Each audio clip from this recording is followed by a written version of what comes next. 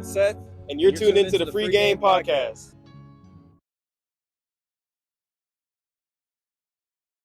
What's going on, FGP? Welcome back to episode 5 of season 2 of the Free Game Podcast. I'm your co-host, Seth. I'm your co-host, Josik, and as you see, we got an extra co-host with us today. Third co-host. New man on the scene.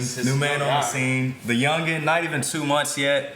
Rio the young OG, whatever you want to call him. I just call him Rio, whatever it may be. But Siberian Husky? Yeah, nephew. That's nephew for him.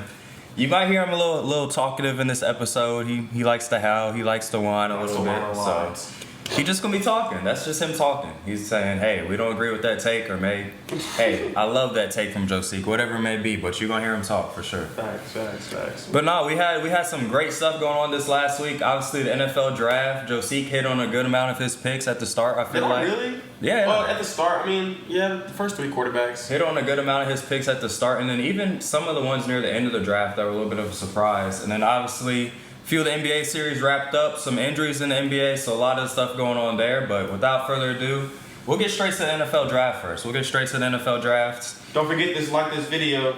Like, subscribe, do whatever you got to do. Send it to your friends, family, whoever it may be. Also, thank you to everybody for the views again on that March Madness video that we made. It's up to, I think, almost 1,000 now. Yeah, almost 1,000. North of 970 or something like that. So keep up the good work. We appreciate you all. Love all the support and everything. So thank you. For sure. Appreciate the support. But NFL Draft 2024. Detroit, you saw you had Eminem come out, kind of set the stage. Yep. Roger Goodell came out there coming off back surgery. Back surgery? Yeah, like 2-3 weeks ago, maybe. 2-3 weeks before the draft, he had back surgery. So I didn't even know that. That's why he was walking real slow, taking his time, getting out there and stuff. Probably wasn't. That's why he wasn't making too many of the picks either. For sure. He didn't want to go out there unless it was something special, probably. But without further ado, first pick, Caleb Williams, pretty obvious. Yeah. Next two after that, Jaden Daniels and Drake May. Not really any shockers there. Even number 4, Marvin Harrison, straightforward. Yeah, I put in them trading back just to try to mix up the mock draft a little bit, but it's been projected that he's going to Arizona since the draft mocks have been coming out. So they need a receiver. They needed to replace D-Hop. I feel like they did that. So I'd say the first good portion of the draft was pretty straightforward. The first real shocker we saw was obviously number 8, the Atlanta Falcons. Just signed Kirk Cousins this past year, $100 million guaranteed in his deal, and they drafted a quarterback with their first pick, Michael Penix Jr. out of Washington. Obviously, how you feel about that pick? Yeah. I'm about to say, we know what he did for Washington this year. Obviously, even last year, I think they lost 2 games in the last 2 seasons, or 3 games in the last 2 seasons. He was setting a whole bunch of passing records for them. Obviously, took them to the national championship, but I'm not sure that was the right pick for them in terms of the timeline they're on, but we'll see. I know a lot of people talk about how they like to get their quarterback developed now, and a lot of people are kind of going away from developing the quarterback. Almost how we saw Jordan Love sit behind Rodgers for a little bit and then step right into a role. So if they're able to develop him, coach him, and keep Kirk happy while doing so, it might work out for him. But obviously I think it's just difficult to kind of tell a young guy, hey, sit down for a little bit, even though you were a top 10 pick, and we'll play you in a few years. And then obviously it's going to be hard for Kirk to kind of be like, all right, I got to be on my A game or else this dude might come start over me next week. So, and because I was talking to how you mentioned people like to kind of develop their quarterbacks now, kind of like a Jordan Love type situation. Right. I forgot who their head coach name is now, but their head coach was in their press conference was talking about how he was like, no, it's like the Jordan Love to Aaron Rodgers. Yeah. Kind of like the so kind of they see something similar like plan. That. Okay. And I guess I see what he's trying to do, but just the way to me how it's different is one. Kirk Cousins hasn't been in Atlanta for most of his career, or all of his career, so it's not like Kirk Cousins. It's going to be a new system. It's going to be a new system for Kirk and Penix. Yeah. So, it's not like, Penix can definitely learn from Kirk as far as quarterback qualities and, maybe reading the defenses or just, kind of, going through your progressions, getting the ball out quick, stuff like that. But it's not like, kind of, Rodgers, there was a Packer way that Jordan Love kind of had to learn, right? Which Rodgers kind of could have taught him, and it's a little different now in Atlanta. I hope Penix ends up being successful down there, even though they are a rival of the Panthers. I hope it ends up working out for him, or if not there, maybe they trade him somewhere else. But I don't think it's gonna be weird because he turns 24 like next week. Yeah, he's older. He's obviously spent like 5-6 years in college, had a few injuries. Yeah. That's the one thing that kind of scares me. He's very injury prone, so taking him on a first round pick where I don't know if he was going to fall just because it ended up being 6 quarterbacks taken in the first round? 6 or 7, yeah. Yeah, Six. so No, yeah, six. So just because obviously you had JJ and Bo go after that, I wasn't sure if he was going to sit around till the second round. So I guess I kind of see the vision with that in terms of not wanting to take a risk of trying to get him in the second round. He's gone, and now it's like, oh snap! Yeah, I mean, there goes our whole plan. Do you think? I don't know exactly where they picked in the second round, but do you think Michael Penix would have been gone before? Just based on the fact that some of the other teams who took quarterbacks later on, I think he probably would have ended up being gone in the first round. Like the Vikings. The Vikings and the Broncos took a quarterback. So, I mean, if Bo Nix was going to go first round, I wouldn't have been surprised if, the Raiders or somebody took a chance. It's like, let's just get a quarterback now. And Penix was on the board. Some people, I've seen people saying that they were surprised. Or the Saints the even. Raiders did it. Yeah, true. But I've seen some people saying they were surprised the Raiders didn't trade up, try to get Penix or somebody like that. So maybe that's what they were thinking. They probably knew something we didn't. Another surprise, no defensive players were taken till pick number 15. Yeah. And it wasn't Dallas Turner who went first off the board. It was Latu. Yeah. Out of UCLA, defensive end. So he went to the Indianapolis Colts, I believe. And it's weird though, because after he got taken, it was three, four defensive players back to back. It was him. I don't think Dallas went right after him. Dallas was the third defensive player. I know the Eagles took Quinyon Mitchell out of Toledo. Obviously, you saw Micah Parsons' reaction to that. He was upset. He was like, the Eagles cheat every year. They always get so lucky. How is this possible? Bro, I mean, the rest of the NFL GMs for allowing everybody knew what the Eagles needed going into the draft, which was a DB, whether a corner or a safety. Honestly, they could have had either one, and y'all let them had the best one available on the board there whenever they were picking. That's the thing, though. When you're drafting, do you really want to sit there and be like, let's draft this person so this team can't get him? Draft what we need to get? Absolutely not. I'm just saying, as far as Micah, he's saying, they're cheating. Bro, ain't nobody cheating. He's obviously he's just a little bit salty. His I be doing the same thing, bro. His podcast, if y'all have not watched it, is good stuff. He had a recent debate with CJ Stroud, pretty much just about what was the best division last year, and I thought that was pretty entertaining. So if you haven't tuned in to Micah Parsons' podcast, definitely go give it a view. And prior to the whole Saquon and how the Eagles drafted, I would have said that the AFC South could compete with the NFC East, but I mean the Eagles are too stacked. Well, Cowboys. What's his name? CJ Stroud wasn't even saying the AFC South was the best. He was saying the AFC North was the best. And Mike I saw that part too. Yeah, Michael was tripping, bro. The AFC North got 4 potential playoff teams. I mean, Michael was trying to go. He was saying based off going into last season, what the Giants were supposed to be after their previous year. Which I can kind of see there. But after last year, when all 4 teams pretty much, or all 3 teams made the playoffs, the Bengals being the one exception, who had injuries pretty much the whole year, AFC North is clearly the best division right now in football. Yeah, facts. How do you feel about the Vikings taking J.J. McCarthy? I mean, I said this in the last episode. He's a good kind of game manager, and obviously with the weapons he has, he doesn't have to do much. Their system's not super complicated. Kirk Cousins was able to kind of just be a pocket passer, get the ball to the places he needed to get to, and just go from there. So I think it's a good situation for him in terms of, one, there's not a lot of pressure to have to make spectacular plays. It's not like it's a bad O-line. It's not like he has no weapons, stuff like that.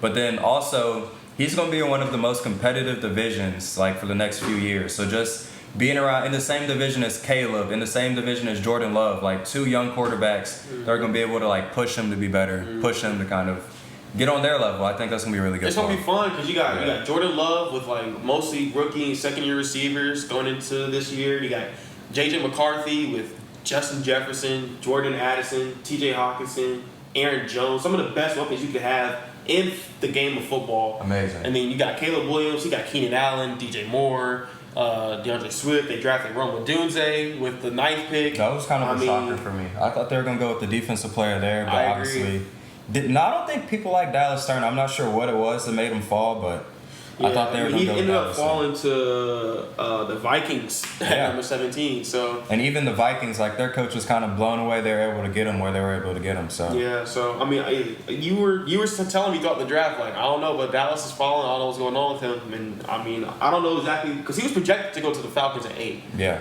And even then, if he didn't go 8, he could have went 9 to the Bears. He could have went a lot of other places. I mean, shoot, the Jets possibly could have taken him. I mean, the Colts took someone who plays the same position as him, just a different player. Yeah, so. exactly. So I don't know. We're going to see kind of how everybody plays out as the season goes on.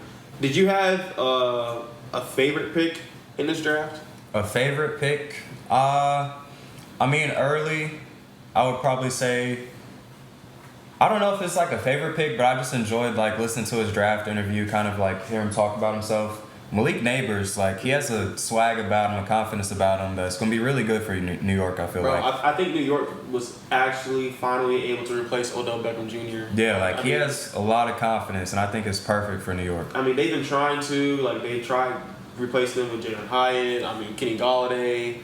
I mean, so many people have tried to come be that guy in New York again, like how Odell was, and like just kind of go out there and ball out. But I think they finally got their dude, another receiver at LSU. So I mean, I like that. I like that too. And his the inside of his jacket. The inside of the jacket was tough. And the inside If you haven't seen it, bro, tough. you gotta go look up a picture of Malik Neighbors' suit jacket at the draft. So what about you? Who was your favorite? I think I already know. His team got a first-round pick, so that has to be his favorite.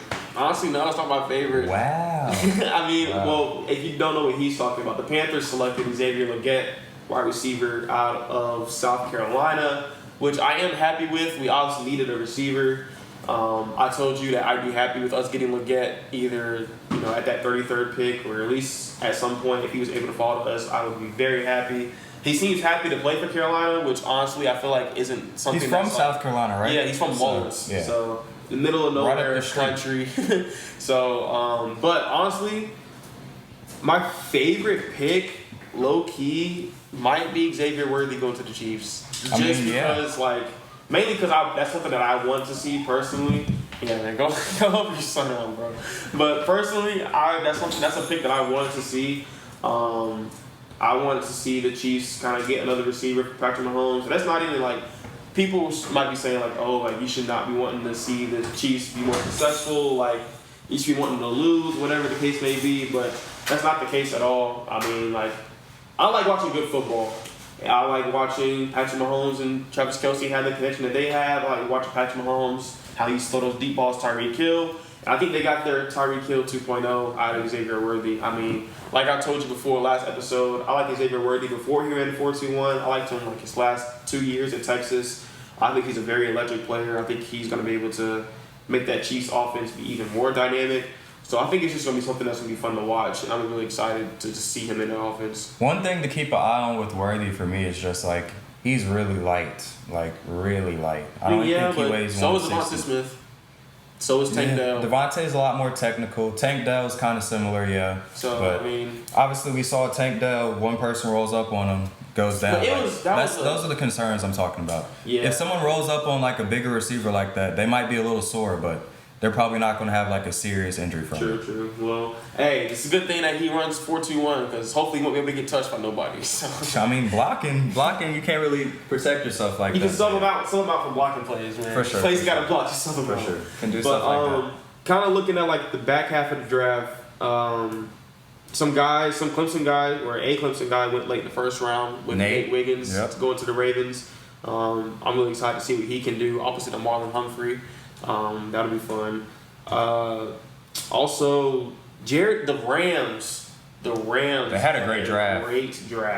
They had a great draft. I mean, Jared and Brandon, dude, 2 Florida State guys back together teaming up. I was talking to JC about this. I didn't realize that game against Louisville, Brandon Fisk had 4 tackles for loss and 2.5 sacks. Yes, in that one game. He was snapping. And then obviously his combine performance was one of the best we've seen in recent history out of a D lineman. So. Exactly. For a guy that big, bro, like he was moving. Like bro has speed. He's very technical. I mean, he's very strong. Like I'm not saying he's replacing Aaron Donald, but the fact that they were able to get him and Jared Verse, and they got Tyler Davis out of Clemson at D tackle as well. That Rams D line just, I don't know if they're going to be as good with Aaron Donald not being there, but they made the step. Yeah, they got more depth now. They made the step to get back to kind of where they were with Aaron Donald. Because, I mean, bro, like, and they're all rookies. Like, didn't they draft a running back too?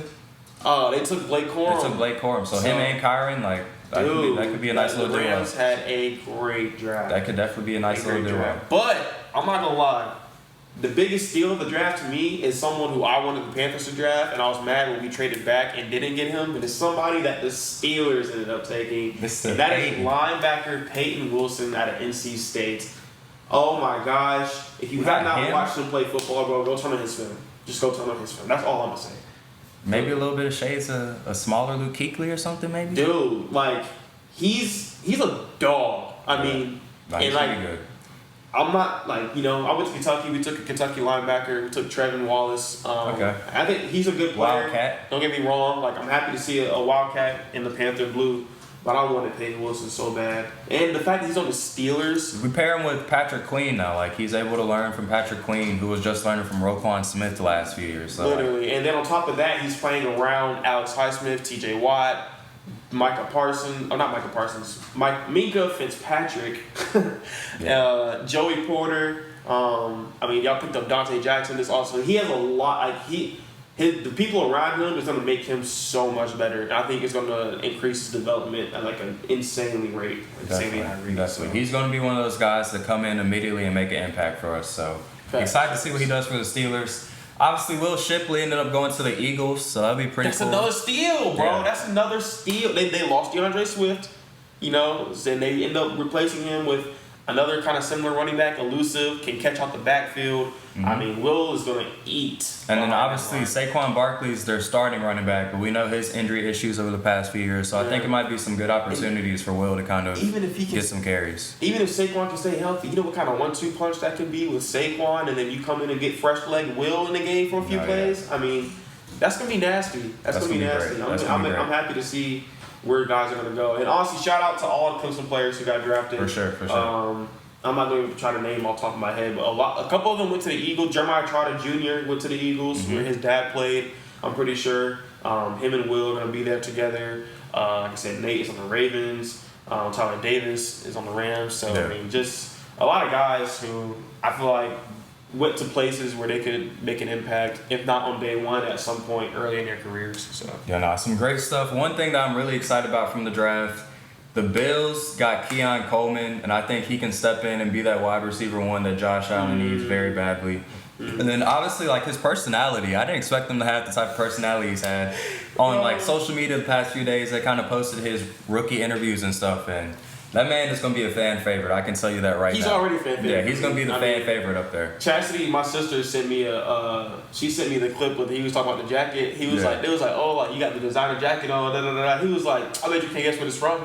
It was like, what? He's like, bro, you got to guess. And they guessed something. He was like, nah, this is from Macy's. Yeah. Like, he was like, bro, I got to get a blue one, a red one. Like, that was funny. I think that's really good for them just because their last number one receiver, Stephon Diggs, was more of like the drama queen type player, whereas this one seems like low maintenance, gonna be a fan favorite, kind of flip the scene up there, maybe get better connection with Josh Allen than it seemed like Diggs had a lot more on his mind outside of football. I feel like Keon's really focused and locked in on just like playing football, getting ready to play with Josh Allen to suit up with the Bills this offseason or this upcoming season. So I think it'll be fun. I think they got a really good wide receiver one to help Josh Allen out. I mean, they got some young guys because Gabe Davis is gone too now, so it's gonna be interesting to see how it is with him throwing to mostly all rookie receivers or at least young receivers. So, but I think it'll work out for him well.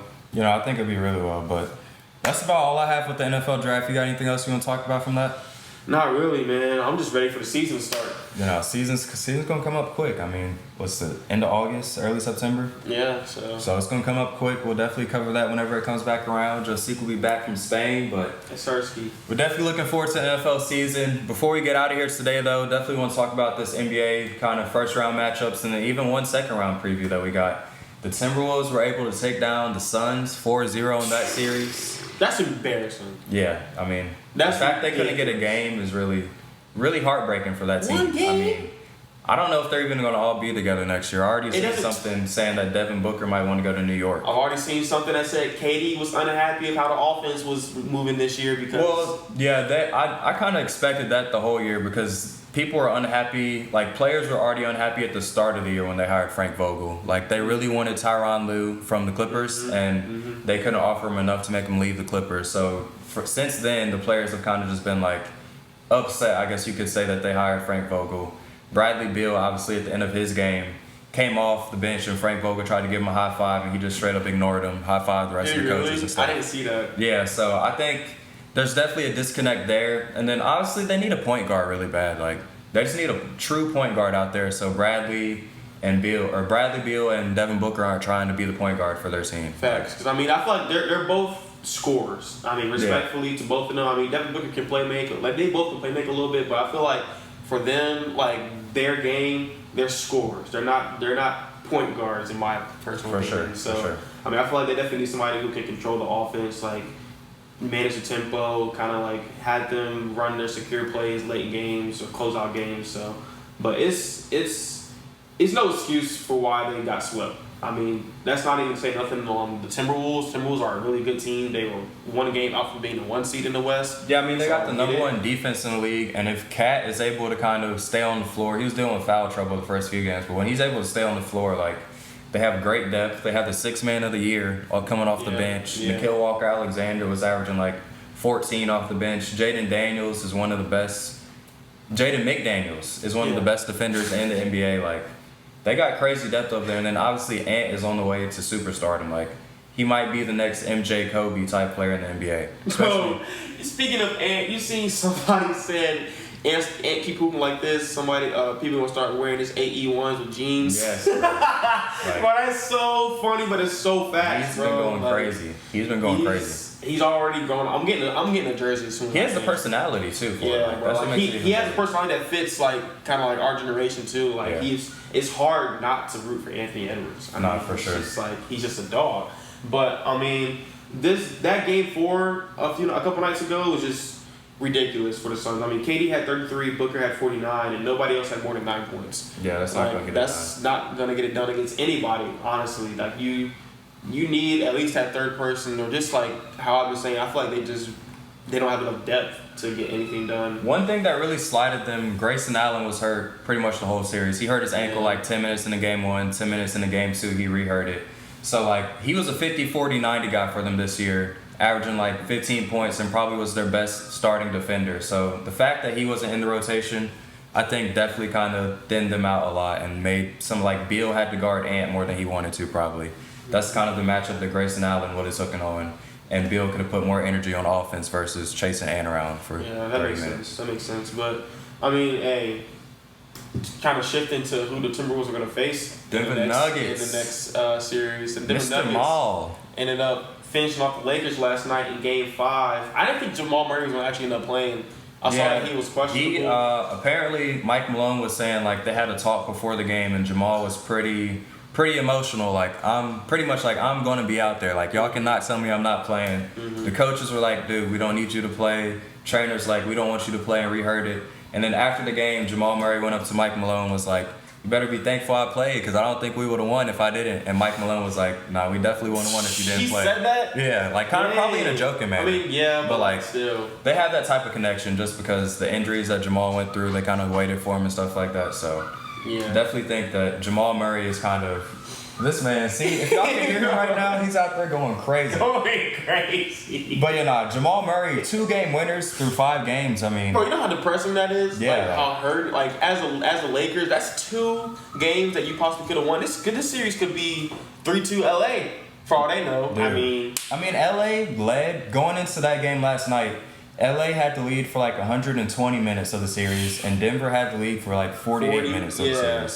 So the fact that it was just like LA giving away the game come to the fourth quarter over and over and over again, you could see the frustration for LeBron. Like, this man LeBron didn't shake nobody's how Isaiah Thomas whatever did MJ, and they like talk about in the last dance, like, you didn't shake our hand, like, you didn't say good, whatever. LeBron walked straight off, didn't say nothing to none of the Nuggets players. Dang, nothing. He's salty. He was salty, bro. Like, super salty. But I mean, after losing to them in the Western Conference Finals last year, and then losing to them again the next year in the first round in 5 games, I mean, I'd be salty too. Like, I'm not saying you show sportsmanship, go shake hands, because that's just something that's just normal. But I mean, that's between having LeBron, AD, going back to get D-Russ, and then just the people they had around them.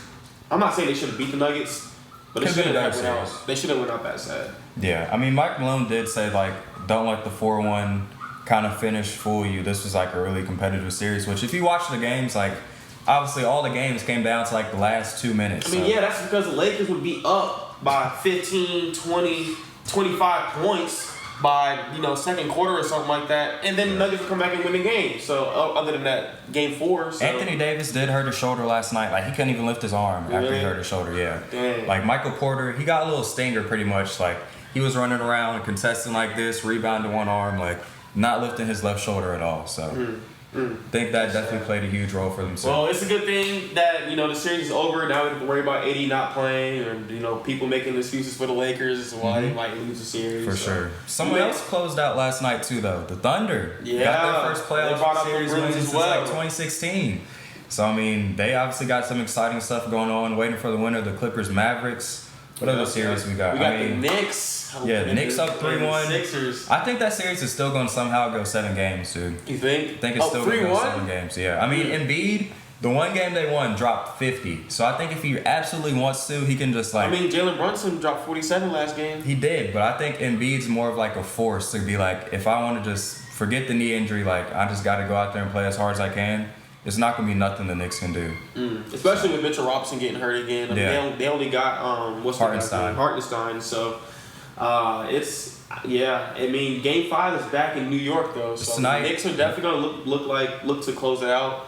So I mean, we'll see what happens there, and then obviously the Bucks series, just a whole bunch of injuries kind of ruined that one. Yeah, no Dame, no Giannis last game. Bobby Portis got ejected in the first quarter. Like, not much can happen after that. And the Bucks were still fighting. Like they still fought to the end. They ended up losing by 13, but they were down by like 6 at some point in the fourth quarter. So, I mean, I don't know. That series is weird to me. I mean, like, it's nice and fun seeing the Pacers like win and kind of be up 3-1. But it's kind of like how you're saying, like, the injuries has kind of made it not as fun. Like, if they were doing this against Giannis, I'd be like, damn. I don't want to slight the Pacers, though, because they did beat the Bucks 4-1 in the regular season. So, like, they have been kind of dominating them the whole year. So, this could have happened with Giannis and Dame out there, but it would have been a lot different, I feel like.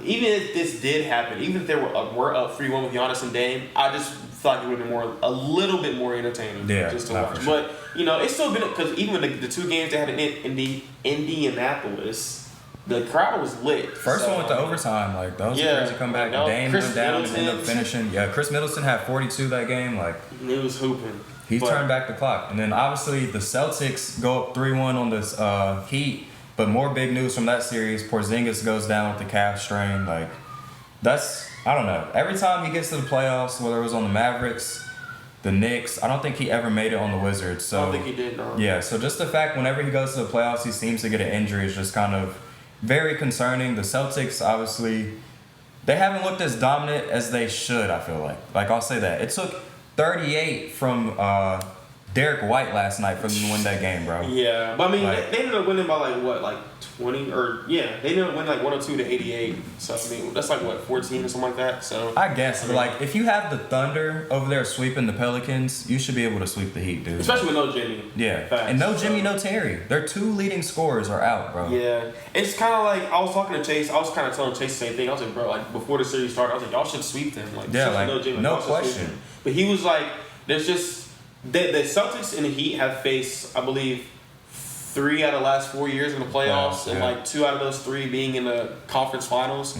So, I mean, it's just some bad blood between the two, and I feel like despite the Heat not having Jimmy Butler, the fact that they still have Bam, like Bam gave them like a pregame talk, something like that. I mean, they still lost, but he gave them like a pregame talk, like trying to like hype them up, and just I feel like the Heat just didn't want to go out sad as far as getting swept. I mean, you still have Tyler Hero, still have Bam, you still got Duncan, I mean, Jaime Jaquez. I get it. Like, the Pelicans probably didn't want to go out sad either. But the thing is, like, you've been the best team in basketball all year. You have the number 1 offense and number 2 defense. Like, there's no excuse to why you shouldn't be able to clearly, like, you went to Miami and beat them by like 15 plus both games. Why are they beating you on your home floor? Facts. Like, it's not necessarily terrible, but it's definitely something to keep an eye on as we get further into the playoffs and they play better teams, more healthy teams. And then obviously, Porzingis not being available is going to completely ruin their plans. Yeah, because Al Horford's going to have to start again. And after Al, I don't know what happened to the big man. Luke Cornette? Come on.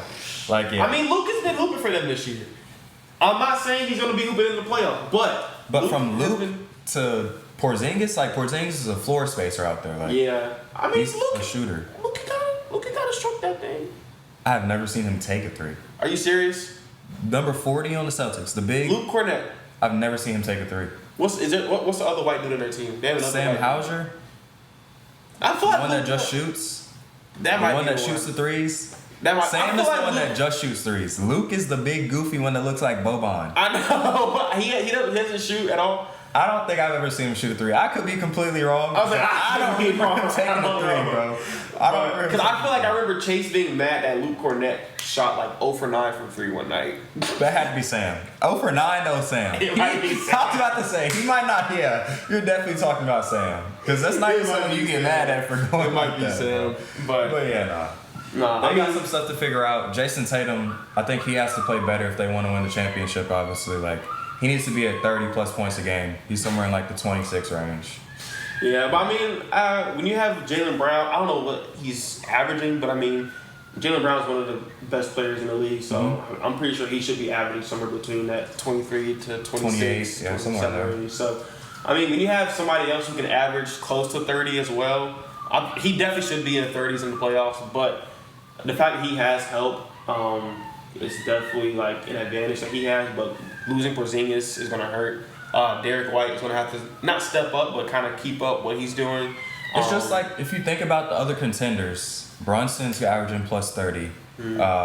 Shea averaging plus 30. Luka averaging plus 30. PG is right at like 28, 29. James Harden's like 27. This is without Kawhi in the rotation.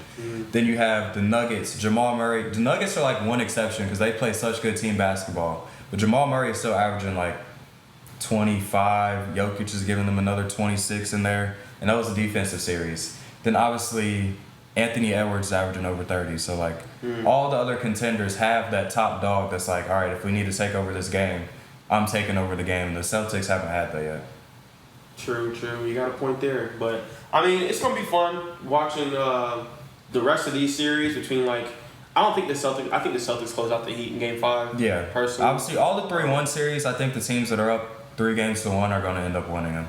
So I don't see any teams coming back. You don't see any teams coming back down 3-1 this year? No. The Bucks, no, just because they're not going to get healthy. Obviously, the Heat, definitely a long shot there. Yeah. The Lakers weren't able to do it this last night, and then the last one being the Sixers. Sixers, yeah. I just don't see them winning 3 straight. I mean, they've choked away some leads at the end of games as well, so I just don't see it happening. The Sixers probably have the best chance if anybody's able to do it, but Embiid is going to have to put out a lot of energy for 3 straight games, and I don't think he can do that. Facts. And just real quick before we end, it's kind of a series that we kind of overlooked throughout of the 6 or 7 they got going on right now. 8. The Cavs and the Magic are actually tied 2-2, going back to Cleveland tonight.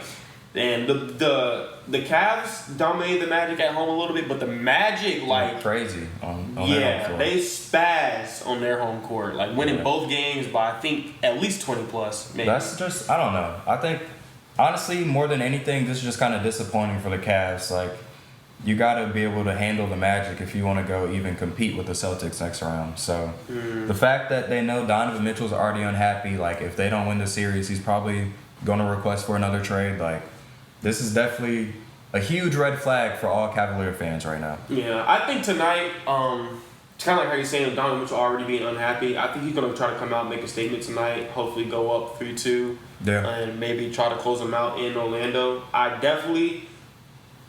They definitely should not let the Magic steal this game, though. Oh, yeah. If the Magic win this game, the series is over. Yeah, no, I agree. Going back to Orlando for Game 6. Same thing with the Clippers. If the Mavericks win Game 5 in LA, the series is over. I agree with you on that one. Yeah. I agree with you on that one. On both of those, really. Because, like I said, like the Magic played great basketball at home. And the Mavericks, I mean, they lost last game on home, but it took a lot. Like they were down. The Clippers 31. were up 31, and they still almost lost the game. Yeah, so I mean, it came down to the wire still. So it's these have been some good series so far. I will say that I've enjoyed the NBA playoffs for sure. I fell asleep for the Knicks game on Sunday. The other day. Yeah, Brunson went crazy, man. Brunson's 47. Get a chance to see him tonight. See what he can do. Back in New York too. Back in the Garden. Yeah, back in the Garden, man. Back in the Garden. But I mean, appreciate you guys for the support. That's the end of episode 5. Make sure you like, subscribe, share with whoever it may be. Give a like for Rio, man. If you're gonna leave a like for anybody, leave a like for Rio. Facts. But thank you guys for listening to us again. We will see you all next week. Till next time, deuces.